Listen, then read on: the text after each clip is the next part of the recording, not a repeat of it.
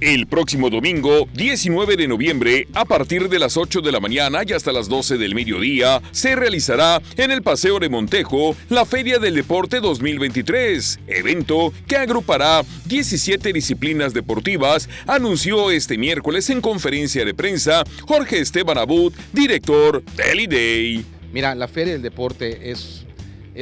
una idea que salió hace unos meses antes de que yo tomara el cargo de la dirección del Instituto del Deporte, pero estuve involucrado desde el principio y lo conozco perfectamente bien. Es una promoción deportiva increíble que se va a hacer en el remate de Montejo en un día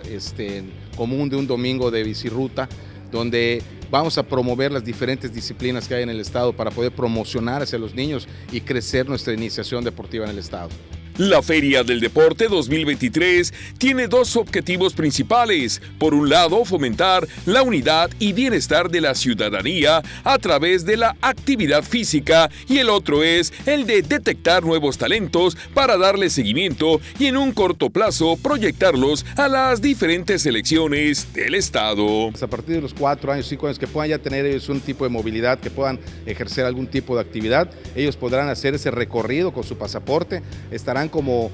que en un parque donde en cada sección que se acerquen de la disciplina que van a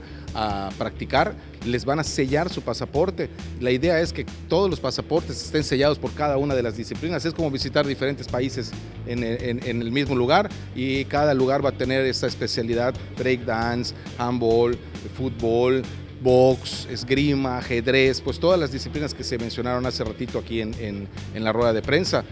A cada niño o joven que participe se le entregará un pasaporte de la Feria del Deporte, mismo que deberán presentar en cada stand deportivo que visiten para que se les selle su asistencia.